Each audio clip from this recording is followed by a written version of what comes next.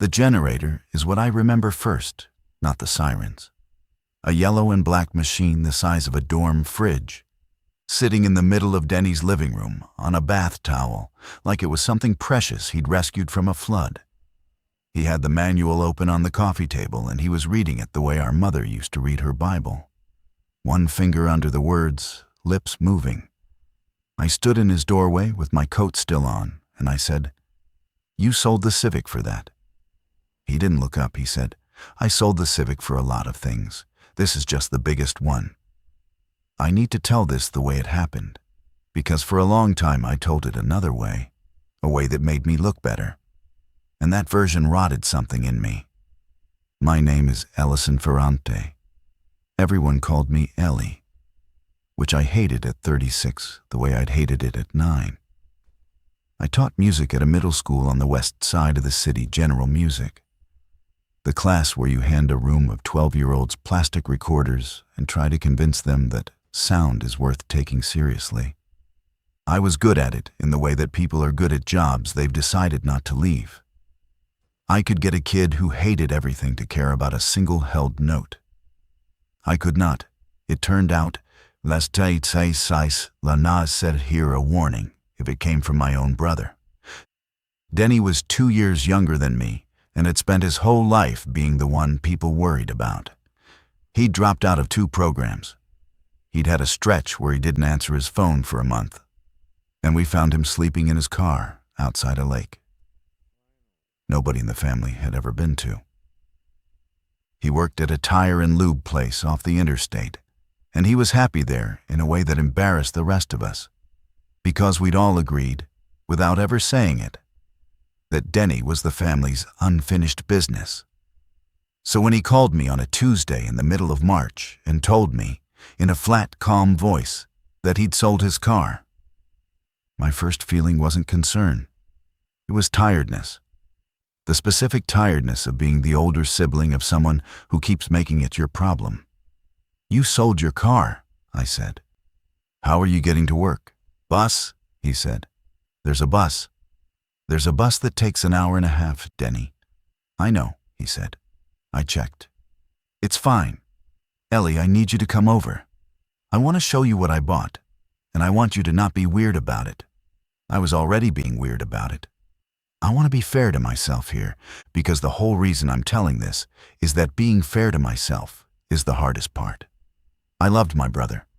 I had bailed him out and driven to that lake and sat on the phone with him at 3 in the morning more times than I could count, but I had also built an entire idea of him, a whole architecture in which he was the one who needed managing, and I was the one who managed. When he did something that didn't fit that shape, I didn't get curious. I got annoyed. And so I drove over to his apartment on the east side, the tired part of the east side where the buildings all have the same brown brick and the same aluminum awnings. And I climbed his stairs, and I found him with his generator on a towel, and I called him insane. Not to his face, not that first day. That first day I was more careful, because I still thought I could talk him out of it. I sat on the arm of his couch, and I asked him where this was coming from. He turned a page in the manual, and he said he'd been reading. That was the whole answer at first. Reading. I asked, "Reading what?" And he told me about a virus in a country I'd only ever seen on the news for other reasons, a cluster of cases in a fishing city, a hospital that had gone quiet in a way that hospitals don't, and a doctor who had posted something and then deleted it, and then wasn't heard from. He said the numbers didn't move the way the official people said numbers moved. He said he'd made a spreadsheet. "You made a spreadsheet," I said.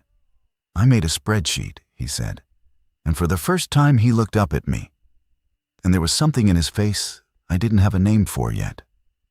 I have it named now. It was the look of a person who has seen a thing clearly and is watching someone he loves refuse to look at it. "Ellie," he said, "I know what you think this is. You think this is me doing the thing I do. But it's not. I checked it every way I know how. Something is coming, and it's coming here. And I'm not going to be sitting in a dark apartment with no way to keep the food cold and no way to charge a phone when it does. I told him a generator wasn't going to save him from a virus. I remember being pleased with the line, the way you're pleased with a chess move. He said he knew that. He said the generator wasn't for the virus. It was for what people do when there's a virus. He said, when people get scared, the first thing that goes is the boring stuff. The lights, the water pressure, the trucks that bring the bread. He said he'd rather have a way to run a hot plate and a fridge and a radio than be one more person standing in a parking lot, wondering why the card reader wasn't working. I want to be honest about how that landed on me, because it's important. It landed as crazy, not because it was crazy. I understand now that almost none of it was, but because it came from Denny. And I had a slot in my head labeled Denny's ideas. And everything he said went straight into it. If a coworker of mine, some calm man in a fleece vest, had said the exact same words, I might have gone home thoughtful. From my brother, it sounded like the lake all over again. It sounded like a phase. I told him to be careful with his money. I told him the bus thing was going to wear him down. I told him to call me if he needed anything, which is the thing you say when you've already decided the answer to whatever they need is no. I left. I drove home in my own car, my paid-off car that I was proud of in a small, ugly way right then. And I told my wife Corinne about it over dinner. And I performed the whole scene for her, the towel, the manual, the spreadsheet. And she laughed in the tired, sympathetic way we'd both perfected. And I felt the warmth of being the reasonable one. That's the part I can't scrub off. For 2 weeks, I got to feel reasonable. And every one of those days was a day my brother was right, and I was wrong. And the distance between right and wrong was going to be measured, before the month was out, in whether people lived. Over the next few days, Denny kept sending me things, links mostly, and I stopped opening them after the second one. He sent me a photo of his pantry, which he'd reorganized rice and dried beans and flats of canned tomatoes and a shelf of just water, gallon jugs lined up like a science project. He sent me a message that said, "Get water now while it's still just water." And I looked at it on my phone in the staff room at school. And I turned the phone over on the table. A teacher named Priyanka, she taught 7th grade science. And she was the closest thing I had to a friend at work, asked me what was wrong. And I said my brother's having an episode. And she made a face of sympathy that I accepted, like it was owed to me. That's a small thing, but I think about it. I built the story with other people. I made Denny into an anecdote before he'd even had the chance to be right. He asked me to come help him move the generator once. He'd realized the living room was a bad place for it because you can't run a generator indoors. The exhaust will kill you. And he wanted to build a little vented enclosure on the concrete pad behind the building where the trash cans were. He asked because I'm taller and the thing was heavy. And I told him I had parent-teacher conferences, which was true for one of the 3 evenings he suggested and a lie for the other 2. He said okay. He always said okay. He carried it down the stairs himself, apparently, 1 step at a time. And he told me later he'd pulled something in his back doing it. And even then, even after everything, when he told me that I felt a flash of the old irritation, because of course he had. Because Denny couldn't buy a generator without also hurting himself. And wasn't that just the whole thing in miniature? I've had to sit with the fact that my brother spent the last normal weeks of his life preparing to keep people alive. And I spent them collecting evidence that he was a fool. I taught my classes.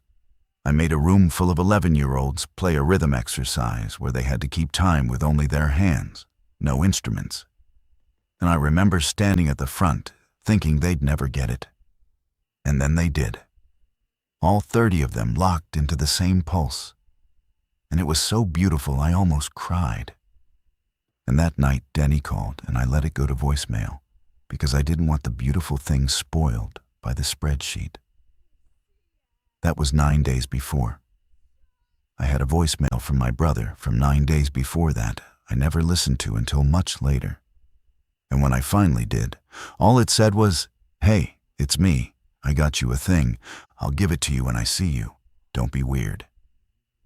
He'd bought me a hand-crank radio.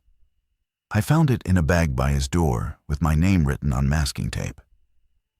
He'd bought his idiot brother a radio, and I'd let him go to voicemail. The first real crack in my version of things came on a Thursday. A school 2 districts over closed because a third of the staff had called in sick. And then the next morning, 2 more schools closed.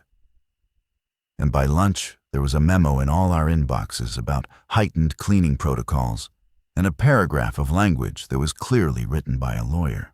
Priyanka read it out loud in the staff room in a joking voice, and nobody laughed the way we would have laughed a week before. I felt the first cold thread of something go through me.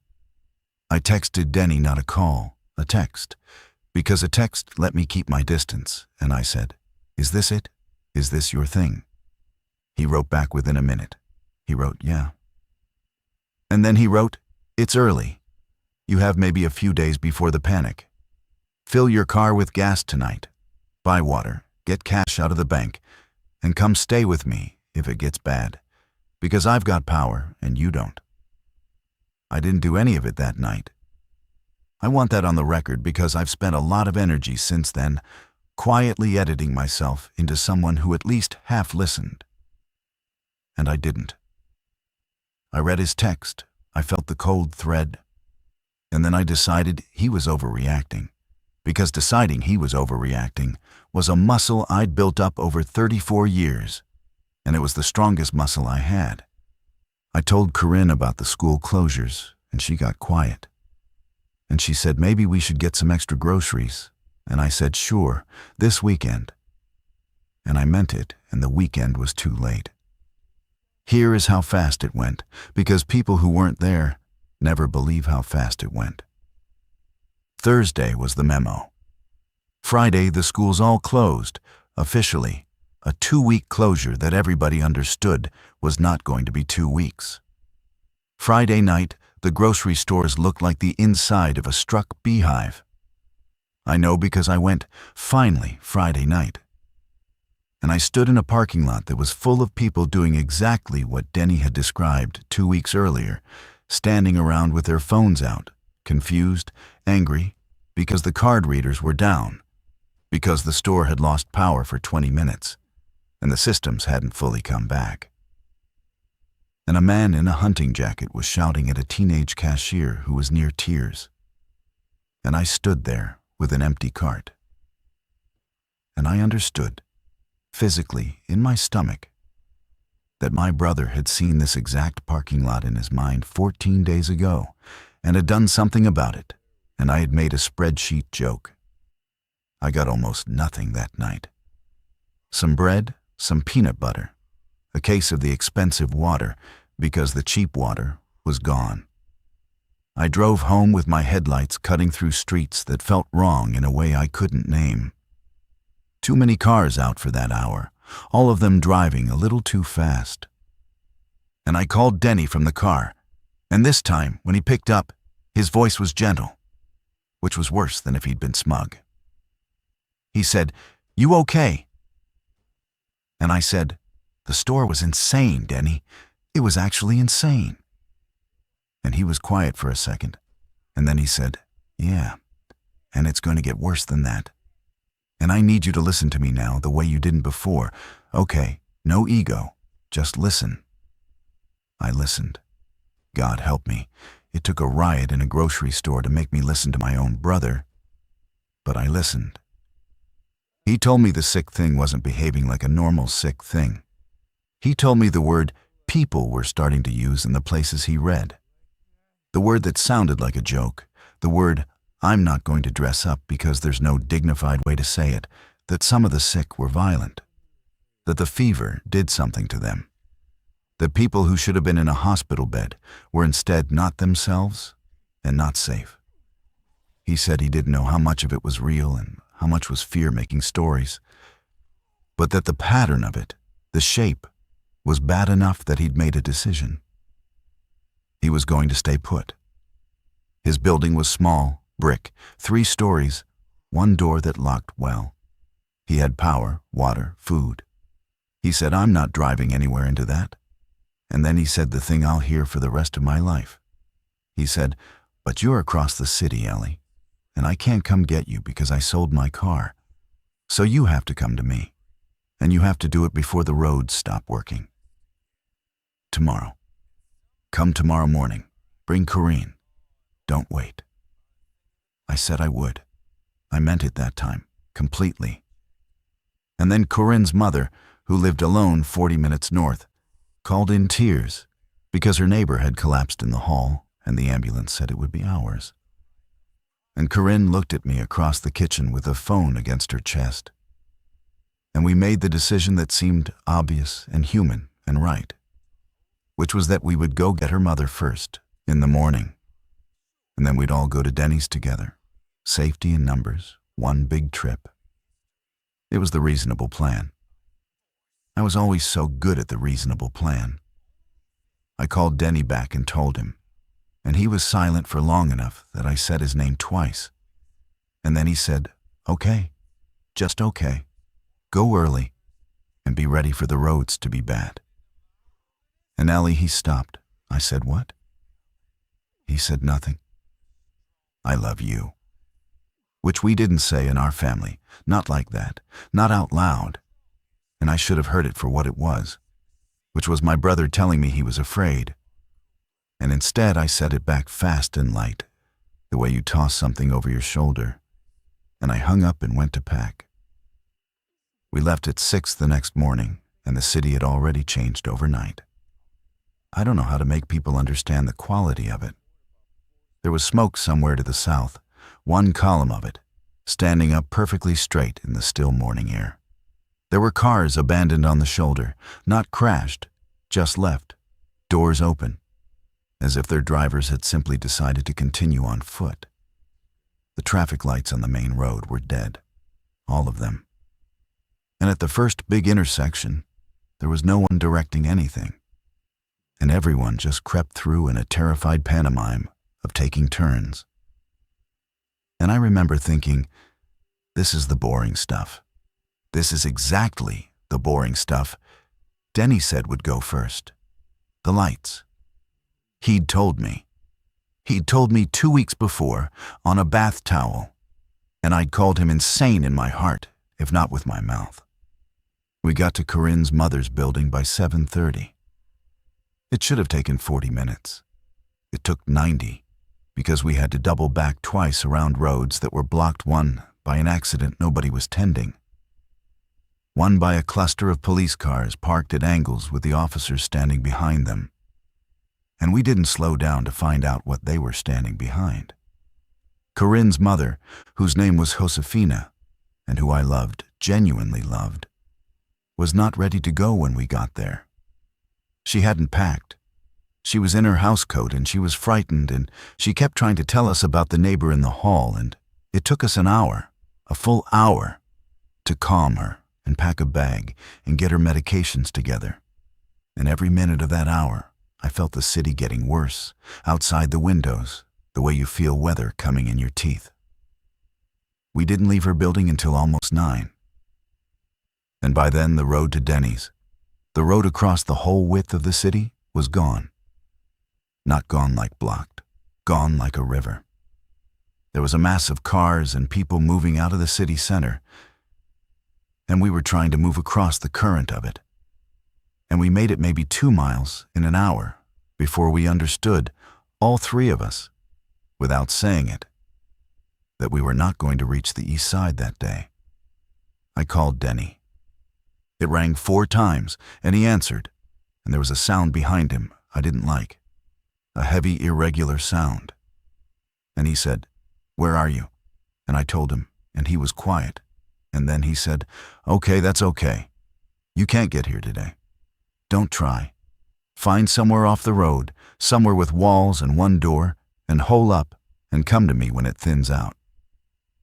It's going to thin out." People burn themselves out in the first few days. He was so calm. He was calm the way I imagine surgeons are calm. A calm built on top of terror to keep the terror from spilling. I said, "Are you okay?" And he said, "I'm fine. I've got power. I've got the door locked. I'm the safest person in this city. Don't worry about me. Worry about you." And then the heavy, irregular sound got louder. And he said, "I have to go." And he hung up. That was the last time his voice sounded like his voice. We found a place, because I finally started doing what my brother told me to do. There was a self-storage facility off the frontage road, the kind with the roll-up orange doors, and the front office was empty and unlocked, and had a back room with a window we could see the parking lot from, and a heavy steel door between it and the front. It wasn't Denny's brick building with its power and water, but it had walls and one door. And I got Corinne and Josefina inside, and I jammed the door, and we sat on the floor of a storage company's break room and listened to the city come apart outside. I had the case of expensive water. I had the bread and the peanut butter. I had Corinne's mother's medications, and by an accident of packing, almost nothing else. And I understood then, sitting on that linoleum, the full stupidity of the reasonable man. I had built my whole life on being the one who thought things through. And when it mattered, I had thought through nothing. And my brother, the family's unfinished business, had thought through everything. And the only reason my wife and my mother-in-law had walls around them at all was that I was finally, at the last possible hour, doing an imitation of him. We were in that storage office for 3 days. I'm not going to pretend I can narrate those 3 days minute by minute, because trauma doesn't store itself that way. It stores in fragments, in the smell of the industrial carpet and the taste of peanut butter eaten off a finger and the specific sound Josefina made when she cried in her sleep. But I can tell you the shape of them. The first day was noise engines, alarms, once a series of flat cracks that I now know were gunshots and at the time refused to name. The second day was less noise, which was worse, because the quiet had things moving in it. We kept the lights off. We kept our voices down. I learned that second day the discipline my brother had been trying to teach me for 2 weeks, and that I'd treated as paranoia. That in a world coming apart, being noticed is the whole danger. That a locked door means nothing if a sound draws something to it. There were people in the parking lot that second night, and I don't know if they were sick or just desperate. And I never found out, because I put my hand over Josefina's mouth as gently as I could. And Corinne pressed herself against the far wall, and we became, the 3 of us, as close to nothing as 3 living people can be. And after a while, the people in the parking lot went away. On the 3rd day, I got through to Denny one more time, just once. The phone networks were dying by then, everything overloaded, and half the towers dark. And a call was a lottery. I'd been trying him every hour. When it connected, I almost dropped the phone. I said his name and he said mine, and for a second, we just breathed at each other. Then I said, "Are you okay?" And he said, "Yeah." And it was a lie. I could hear that it was a lie. His voice had a thinness to it. I asked him what was wrong, and he didn't answer that. Instead, he told me things fast, practical things, the way you talk when you know your minutes are numbered. He told me the roads would thin by the end of the week. He told me which route to take to his side of the city, the small roads, the ones along the rail line. Avoid the bridges. The bridges are where people get trapped. He told me the code to the little vented enclosure where the generator was. In case he said in case and then didn't finish it, in case you get here and I'm not answering the door. The spare key is in the enclosure, taped to the underside of the fuel shelf. He made me repeat the code back to him, 4 17/6/1, our mother's birthday. He'd used our mother's birthday. And then, because I am who I am, and because I still, even then, wanted to fix it, I said, "Why didn't I listen to you, Denny?" And he made a sound that was almost a laugh.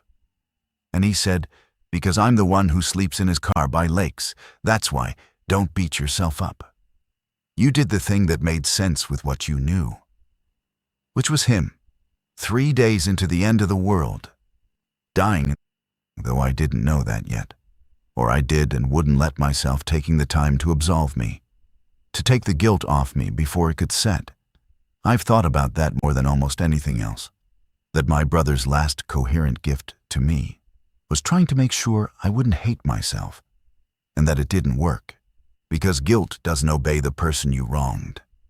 It only obeys you. He said he had to save the phone's battery. He said the generator was running low on fuel, and he was rationing what it powered, and the phone charger wasn't making the cut anymore. He said, "I'm going to turn it off after this. If you can't reach me, it doesn't mean anything bad. It just means I'm keeping the fridge cold and the phone off, okay? Don't read anything into it." And I said, "Okay." And I knew, the way you know things in your body before your mind will sign for them, that I was being handed a mercy and a lie, stitched together, and that the next time I saw my brother, it would not be like this. The line went dead in the ordinary way, a call ending, no drama, just gone.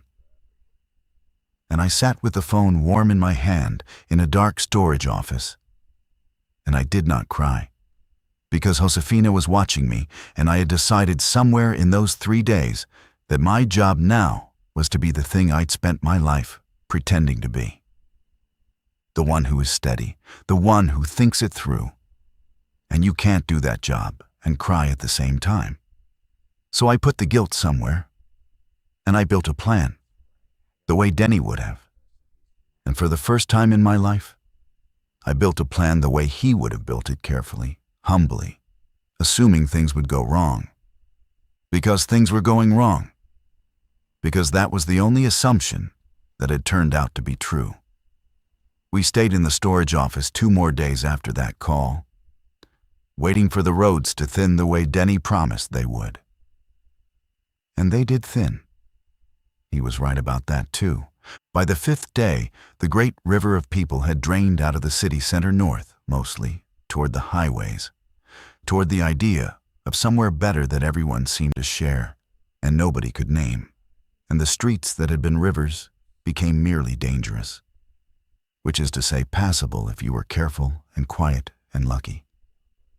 I spent those 2 waiting days learning the parts of Denny's brain I'd refused to learn for 14 years. I inventoried what we had.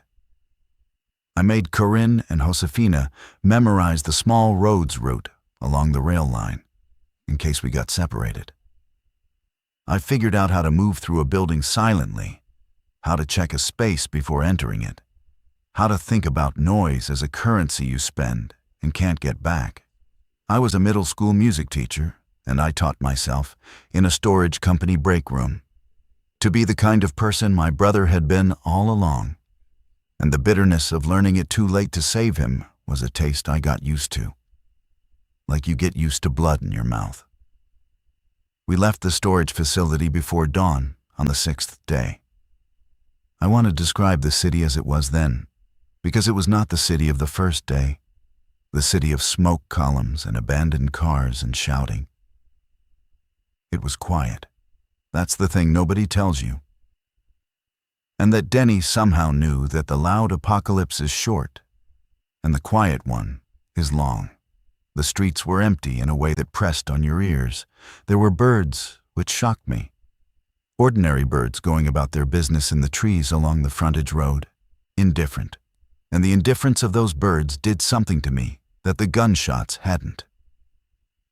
We moved in Corinne's mother's old sedan because it had a full tank. Josefina, God bless her, was of a generation that never let a tank get below half.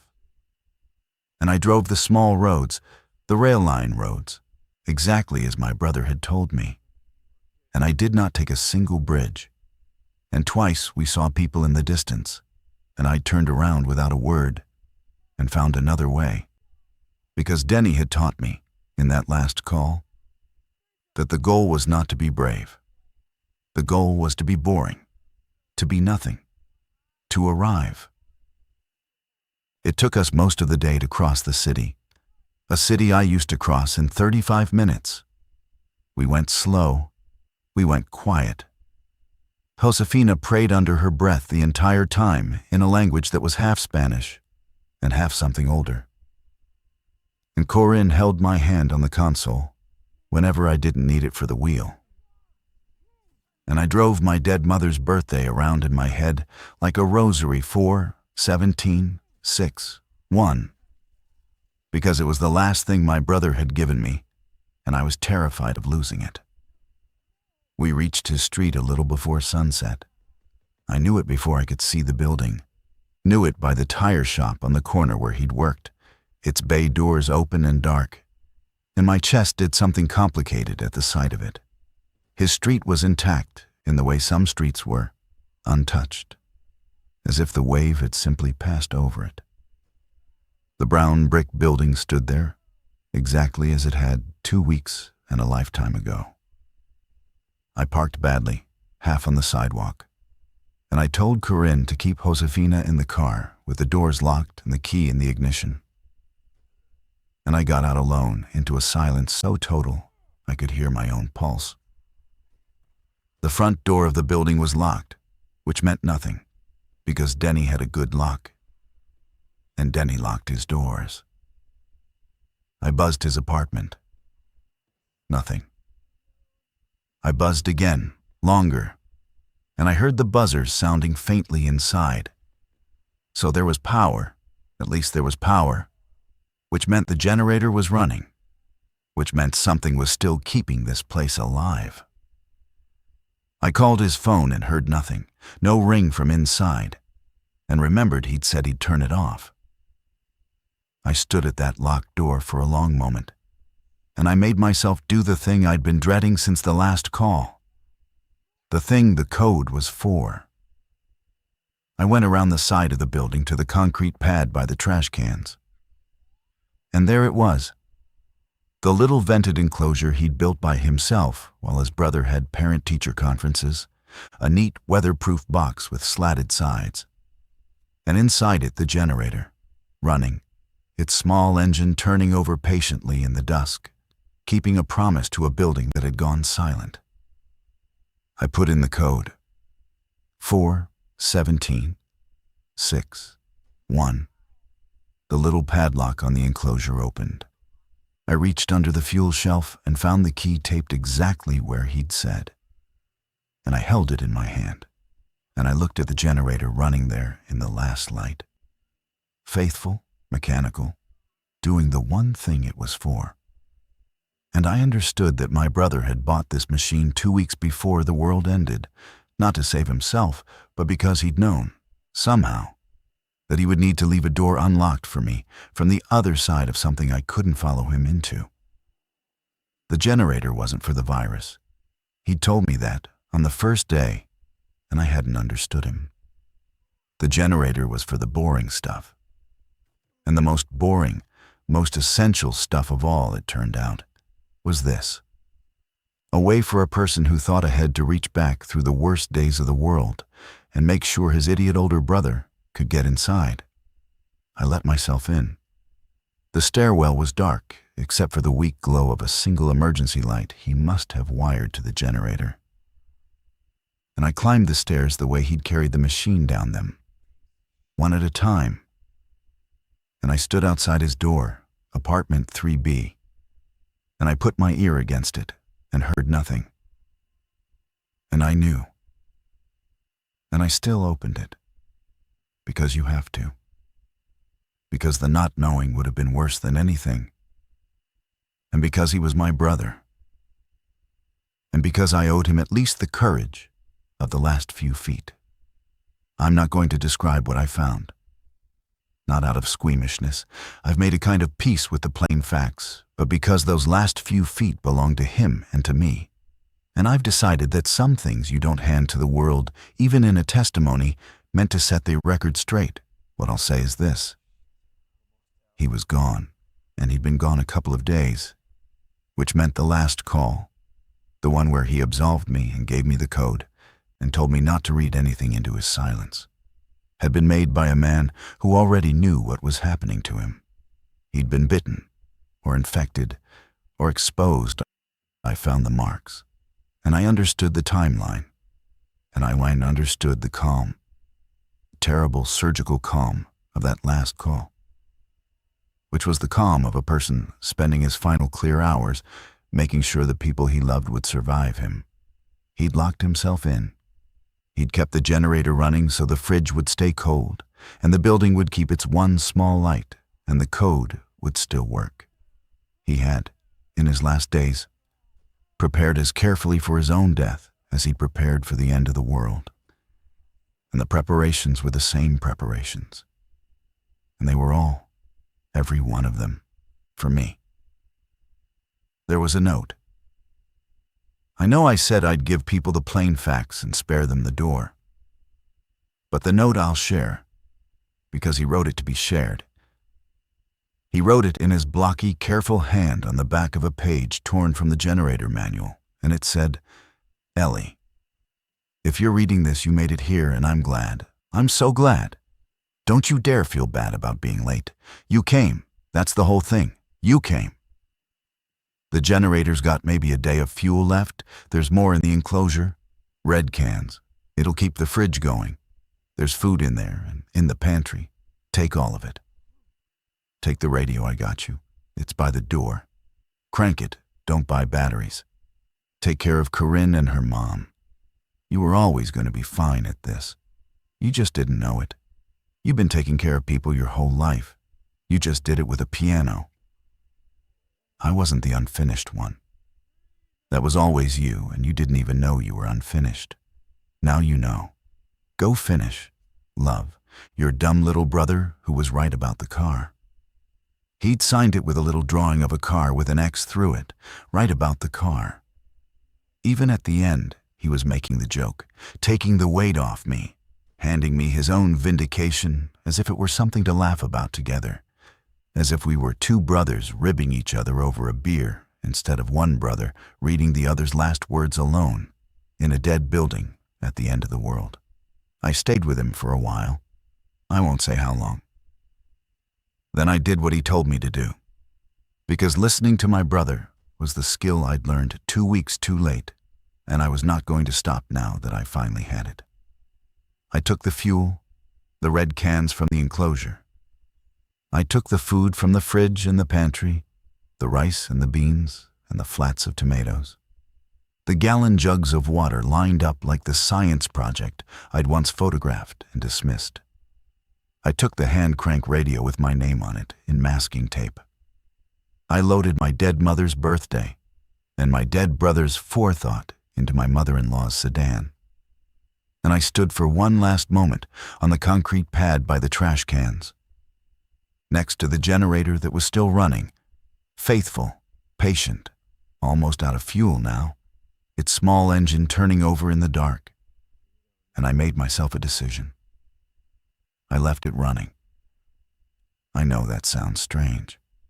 I had the fuel. I could have taken it, could have carried that machine down the stairs. No, it was already downstairs. Could have loaded it into the car and had power wherever we went. It would have been the practical thing. It would have been the thing my brother would have done. And I stood there, and I decided not to. And I've never fully been able to explain why, except that it felt like the only thing I could give him. He'd kept that machine running so the door would open for me. It had done its job. And I couldn't bring myself to switch off the last thing in the world that my brother's hands had set in motion. The last warm running thing he'd left behind. The small, stubborn heartbeat of a person who thought ahead. So I filled it with the last red can, every drop, enough to run for a day or two more. and I left it there behind the building, running for no one, keeping a cold fridge cold in an apartment where no one would eat, throwing its weak light up a stairwell no one would climb. A monument the size of a dorm fridge. It's probably the most irrational thing I've ever done, and it's the only thing from those weeks I don't regret. We drove out of the city that night, north with everyone else, toward the idea of somewhere better that we still couldn't name, and we lived, all three of us, which is a longer and harder and duller story than this one, and not the story I came to tell. Josefina died 2 winters later of something ordinary, a chest infection, in a bed, with us holding her hands, which in the world we live in now counts as a good death, an enviable death. And Corinne and I are still together in a small, hard-won life in a small, hard place. And we are, as my brother predicted, fine. I turned out to be good at this. He was right about that too. I'd spent my whole life taking care of people and calling it teaching. And when the world stopped needing music teachers, it turned out I'd been in training the whole time for something else and hadn't known it. I kept the radio. I still crank it. Most nights, there's nothing on it but static, and the occasional automated voice reading numbers. But I crank it anyway, a few minutes every night, because my brother bought it for me 2 weeks before the end and wrote my name on it in masking tape and left it by his door for me to find. And cranking it is a way of listening to him. Finally, the way I wouldn't when it would have mattered. People ask me, when the subject comes up, whether I saw it coming. New people we've met since. When they learn we made it out of a major city in the first week. They ask what our secret was, how we knew. And I always tell them the truth, which is that I didn't know anything, that I called it insane, that I made a spreadsheet joke about the man who saved my life. And then I tell them about my brother. I make sure to tell them about my brother because the record needs to be straight. Because for 2 weeks, I got to feel reasonable, and he got to be right. And the least I can do now is spend the rest of my life making sure that everyone I meet knows which of those 2 things actually mattered. His name was Denny Ferrante. He sold his car and bought a generator, and his family thought he'd lost his mind. He was the sanest person I have ever known, and he spent his last clear hours making sure a door would open for me, and it did.